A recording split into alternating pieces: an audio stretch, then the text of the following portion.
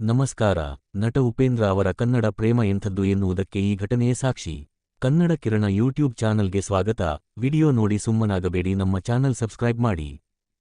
ಪೋಸ್ಟರ್ಗಳಲ್ಲಿ ಕನ್ನಡ ಭಾಷೆಯ ಬಳಕೆಯ ಬಗ್ಗೆ ನಟ ಉಪೇಂದ್ರ ಧ್ವನಿ ಎತ್ತಿದ್ದಾರೆ. ಕರ್ನಾಟಕದಲ್ಲಿ ಬಿಡುಗಡೆಯಾಗುವ ತೆಲುಗು ಚಲನಚಿತ್ರಗಳ ಪೋಸ್ಟರ್ಗಳಲ್ಲಿ ಕನ್ನಡ ಭಾಷೆಯ ಬಳಕೆ ಕುರಿತು ನಡೆಯುತ್ತಿರುವ ವಿವಾದದ ಬಗ್ಗೆ ನಟ ಉಪೇಂದ್ರ ಅವರು ತಮ್ಮ ಅಭಿಪ್ರಾಯ ಹಂಚಿಕೊಂಡಿದ್ದಾರೆ. ಕರ್ನಾಟಕದಲ್ಲಿ ತೆಲುಗು ಸಿನಿಮಾಗಳು ತೆರೆಕಂಡಾಗ ಅವುಗಳ ಪ್ರಚಾರ ಸಾಮಗ್ರಿಗಳಲ್ಲಿ ಕನಿಷ್ಠ ಪಕ್ಷ ಸ್ವಲ್ಪ ಭಾಗವಾದರೂ ಕನ್ನಡ ಭಾಷೆ ಇರಬೇಕು ಎಂದು ಆಗ್ರಹಿಸಿ ಕನ್ನಡಪರ ಸಂಘಟನೆಗಳು ಇತ್ತೀಚೆಗೆ ಪ್ರತಿಭಟನೆ ನಡೆಸಿದ್ದವು. ಈ ಹಿನ್ನೆಲೆಯಲ್ಲಿ ಈ ವಿಷಯವು ಹೆಚ್ಚಿನ ಗಮನ ಸೆಳೆದಿದೆ.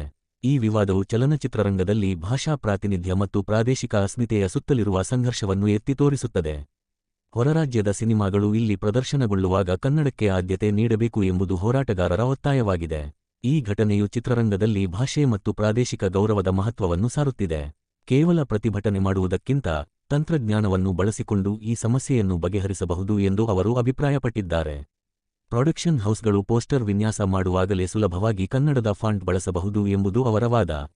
ಬೇರೆ ಭಾಷೆಯ ಚಿತ್ರಗಳು ಇಲ್ಲಿ ಪ್ರದರ್ಶನವಾಗಿ ಹಣ ಗಳಿಸುತ್ತವೆ ಎಂದ ಮೇಲೆ ಇಲ್ಲಿನ ಭಾಷೆ ಮತ್ತು ಜನರಿಗೆ ಗೌರವ ಕೊಡುವುದು ಕನಿಷ್ಠ ಸೌಜನ್ಯ ಎಂದು ಅವರು ಈ ಹಿಂದೆ ಹಲವು ಬಾರಿ ಹೇಳಿದ್ದಾರೆ.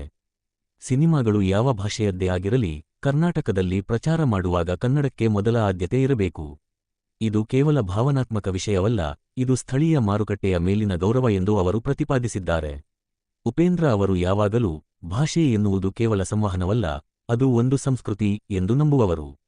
ಆದ್ದರಿಂದಲೇ ಅವರು ತೆಲುಗು ಚಿತ್ರರಂಗದೊಂದಿಗೆ ಉತ್ತಮ ಸಂಬಂಧ ಹೊಂದಿದ್ದರೂ ಕನ್ನಡದ ಹಿತಾಸಕ್ತಿಯ ವಿಷಯ ಬಂದಾಗ ನೇರವಾಗಿ ಮಾತನಾಡುತ್ತಾರೆ.